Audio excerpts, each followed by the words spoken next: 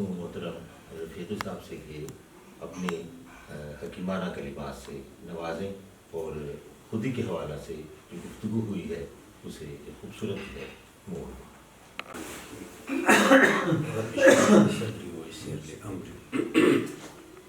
جناب professor doctor پلک اور باریکیوں میں جا کے اس کی ڈیپتھ تک پہنچنے کی جو کوشش کی اور بحر خودی سے جو گوہر نایاب یہ ان کی زندگی کی جو نصف صدی کی اقبال شناسی کا نچوڑ ہے اور اس فلسفے کا جو روح ہے یک نشین کی فکری شخصیت کی تشکیل کے مراحل طے ہوئے تھے. میں سمجھتا ہوں یہ عاشق رسول ہے، اقبال عاشق رسول ہے اور یہ عاشق رسول کی دھرتی ہے. تو اور آپ سے اکٹھی ہو ماشاءاللہ، یہ آپ کے لیے بڑی خوش قسمتی ہے.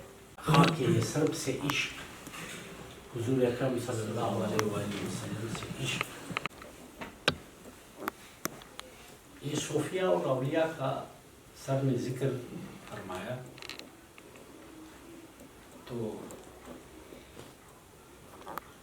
حضرت علامہ کی پی ایچ ڈی کا جو موضوع تھا the development of meta physics in Persia, Iran میں مابعد الطبیعت کا ارتقاء. ابھی آپ مجھے دیکھ رہے ہیں نا، میں نے جرسی پہنی ہے، یہ سفید کپڑے ہیں، حشاش پشاش، مگر میری من کی دنیا میں جو طوفان بپا ہے وہ آپ نہیں دیکھ پا رہے. آپ کی ظاہر، آپ کے مادہ، آپ نے جسم کو ڈانپ کے رکھا ہے سردی سے گرمی سے. آپ کی فزک کے لیے آپ کو خوراک کی ضرورت ہے. غم، خوشی، نیکی، بدی، خیر، شر، ان کے فزیکل اجسام نہیں ہیں مگر یہ موجود ہے. ان کی حقیقت سے کوئی انکار نہیں کر سکتا. اب سائنس، ہم تو کہتے ہیں نا سائنس نے اتنی ترقی کی. مجھے ایک سائنسی آلہ بتائیے جو انسان کے غم کا اندازہ کرے. پیرامیٹرز بتائیے، کلومیٹر بتائیے، لیٹر بتائیے، گرام، ملی گرام، کچھ بتائے جو آپ کے نیکی کا احاطہ کر سکے اور سکون کا احاطہ کر. کتنا کلومیٹر ہے آپ کا سکون، کتنا باری ہے. کہتا ہے مجھ پلانے پہ غم کا پا جو سگنل سے ماورا چلتا ہے، سگنل نہیں ہے نا، جو سم سے ماورا، اس کا فن. یہ جو کائنات کی تشکیل ہے، اقبال کے موضوعات کو اگر آپ دیکھیے، خدا، کائنات، یہ محور ہے. خدا کو پہچاننا بنت سکتی مگر ایک بندہ مومن کے قلب میں بستا ہے. آیا خدا کی جسامت اتنی چھوٹی تر کا احاطہ کیے ہوئے ہیں. اقبال آپ کو اس دنیا کی باتیں جہاں وہاں سے میٹا فزکس کی ابتدا ہوتی ہے، جہاں مادہ اپنے انتہا اور اپنے بے بسی تک پہنچ جاتا ہے، وہاں سے آپ کی عشق و معرفت کا بارڈر شروع ہوتا ہے. آپ وہاں کا ویزا ذرا جا کے دیکھ تو لے، کیا رنگ ہے، کیا روپ ہے، کیا مستی ہے، کیا عشق ہے، جو آپ کی اس 70 سالہ زندگی، 50 سال 60 سال اوس جو آپ کی ایوریج عمر ہے، اس سے کروڑوں لاکھوں سال آپ کو زیادہ زندگی دے سکتی ہے. بے تحاشا لوگ صرف مرنے کے لیے زندہ ہیں. اقبال آپ کو جینے کا ڈنگ سکھا رہا ہے، وہ بھی مرنے کے بعد کہ آپ جینے کے لیے زندہ رہے تو آپ کو مزہ آ رہا ہے. یہ جو قبرستانوں میں آپ دیکھ رہے ہیں نا، کتنے قبور ہے، 2 4 10 نوٹیبل پرسن ہوتے ہیں، یہ فلانے کی قبر ہے، یہ فلانے کی قبر ہے. ایک آدھ سرمایہ دار کی قبر پہ انہوں نے یقیناً شاید شان طریقے سے، مگر وہاں مرجع خلائق تو نہیں ہے. وہاں جائے بلا تفریق رنگ و نسل، مذہب و جغرافیہ، لوگ آتے حقیقت لیے اور اپنے دل کی حسرتیں لیے ان خانقاہوں کا. پرگو شاعر تھے، 20 یار نویس شاعر تھے. آخر علامہ میں وہ خاص چیز ہے کیا کہ میں کوئٹہ سے اٹھ کے آ رہا ہوں، راستے میں ہم جا رہے تھے، وہ بریگیڈیئر صاحب تھے اور ڈاکٹر صاحب تھے، کہ یہ اقبال کی فکری یہ گنگت ہے، یہ اقبال کی فکری وحدت ہے جس نے ان سارے اکائیوں کو پیرو دیا ہے.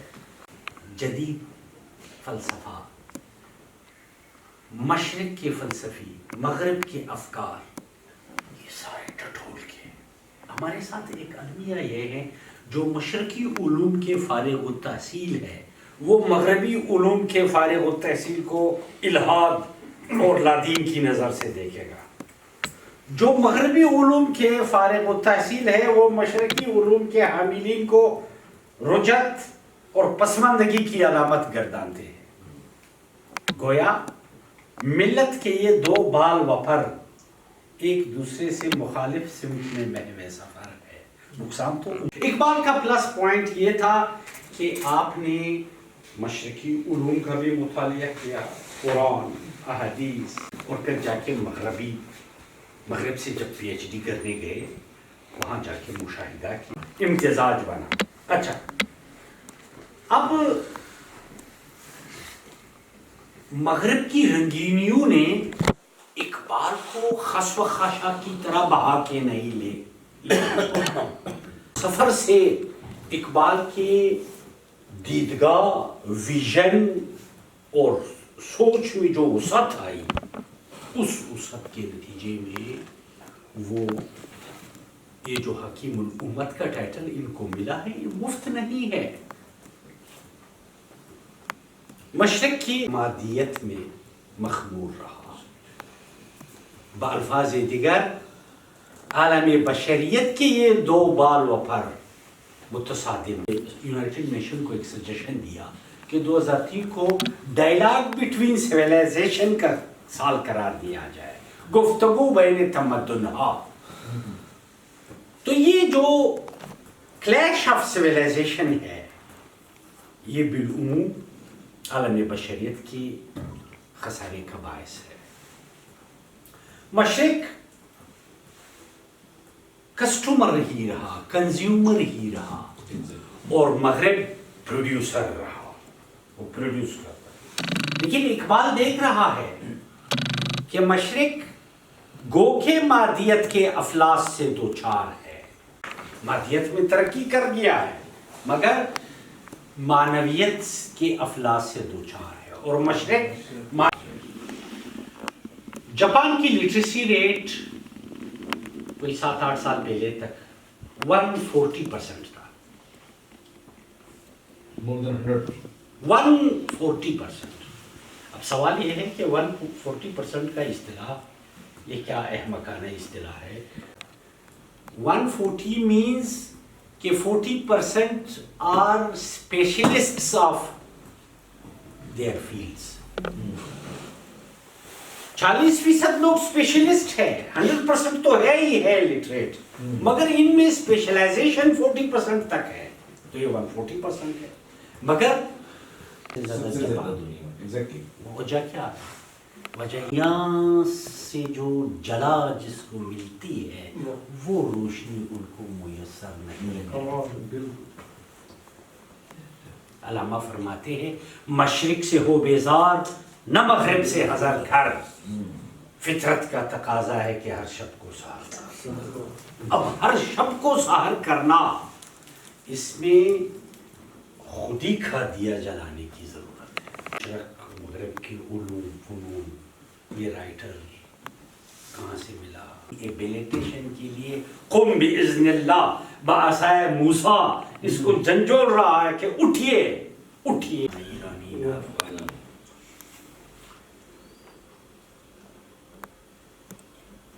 علامہ که نه افغانم نه از ترک و تتارم، چمنزادم و از یک شاخسارم.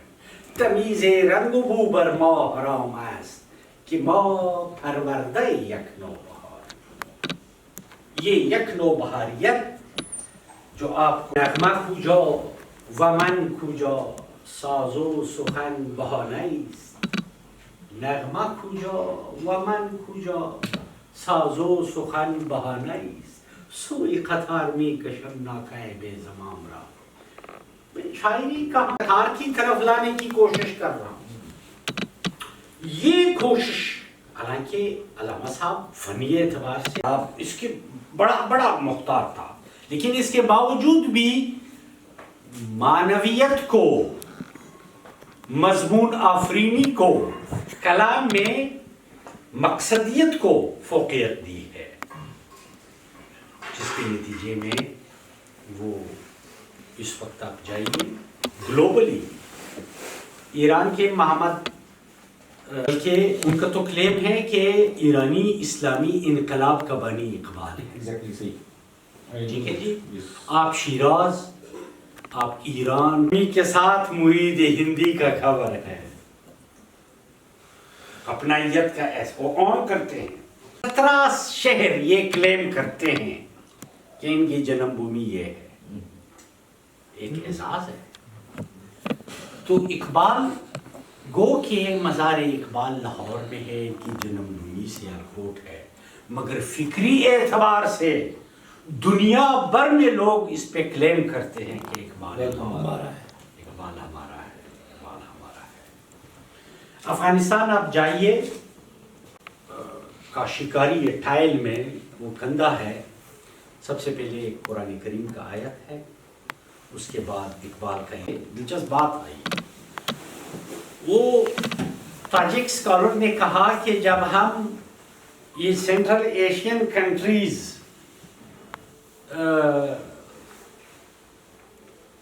روس سے آزادی کا جدوجہد کر رہے تھے تو اس وقت کا یہ ترانہ ہم پیش کرتے، از خواب گراں خواب گراں خواب گراں خیز، جوانان عجم باز بتامیر جہان خیز، از خواب گراں خواب گراں خواب گراں خیز. یہ ہم اپنے نوجوانوں کو موٹیویٹ کرنے کے لیے یہ ترانے پیش کرتے ہیں. عبداللہ صفات حاصل کرنے کے لیے جو انہوں نے ندرشاہ کو پیش کیے تھے، ان کے پاس گیا، انہوں نے کہا ڈاکٹر صاحب وہ تو ڈھونڈنے میں ٹائم لگے گا، میں آپ کو ایک اور چیز پیش کرتا ہوں. ایک اردو کلام کا فارسی منظوم ترجمہ پیش کیا کابل میں بیٹھ کے، اس جنگ زدہ دربدر ملک میں بیٹھ کے. اس نے کوئی سرکاری پروجیکٹ نہیں تھا، کوئی واہ نہیں تھا سرکار کی طرف سے، مراحت اور انکریمنٹ اور پروموشن اور HEC کا کرائٹیریا نہیں ہے، بلکہ اس سے بے نیاز ہو کہ عشق کی بنیاد پہ، علامہ سے فکری ہم آہنگی کی بنیاد پہ اقبال کے مکمل اردو کلام کا فارسی منظوم ترجمہ کر کے وہاں سے شائع بھی. اس امت بیمار کے لیے جو انگریڈینٹ، یہ قرآن کریم اس لالچ سے مت پڑے کہ ایک حرف پہ 10 نیکیاں ملے گی. آج رکوع کا تلاوت ہے، منزل ہے، اس سے بے نیاز ہو کے بحیثیت مسلمان ہمارا یہ ایمان ہے کہ حضور صلی اللہ علیہ وسلم خاتم النبیین ہے اور قرآن کریم خاتم الکتب ہے. تو آپ تلاوت اس نہج سے کیا کریں کہ گویا ڈائریکٹ جبرائیل آپ کے پاس خدا کا یہ پیغام لے کے آ رہا ہے. اس کے بعد قرآن کے کریکس پا جاؤ. علامہ فرماتے ہیں کہ اس کے بعد جب بھی کبھی قرآن کریم ہوتا ایک آیت. اچھا، اب قرآن کو، عقائد کو، گراؤنڈ ریئلٹیز، ڈاکٹر صاحب نے زبردست نقطہ کی طرف اشارہ کیا. یہ جو جدید سائنٹیفک اپروچ والے اذہان ہیں وہ عقل کی کسوٹی پہ میٹیریلسٹک اپروچ کے ساتھ سب کچھ دیکھنا چاہتے ہیں کہ عقائد تو عقائد ہے، بیہائنڈ ہے. آپ فزیکل ایگزسٹنس شو کرنے کے لیے ایک کریکٹر حضور اکرم صلی اللہ علیہ وسلم پیش کیا جو زمینی حقائق پہ، سوسائٹی کے ان کے طرز معاشرت کو دیکھیں، ان کی طرز سیاست کو دیکھیں، ان کے فرشتوں نے کہا یہ تو احساس کا منبع ہے. پروردگار نے فرمایا تھا کہ جو میں جانتا ہوں آپ نہیں جانتے. خود ہی وہ صاحب کردار، اس شخص کی تلاش، اس مرد کامل کی تلاش، اس مرد خدا مست اور خدا آگاہ اور خود آگاہ کی تلاش، جو زندگی کو زندہ رہنے کے ڈھنگ سے گزارے تو مزہ آئے گا. ڈاکٹر صاحب کی سیر حاصل گفتگو گاڈ دی اپرچونٹی میں نے اس لیے فٹافٹ بات کر لی. بات کر سکتے ہیں.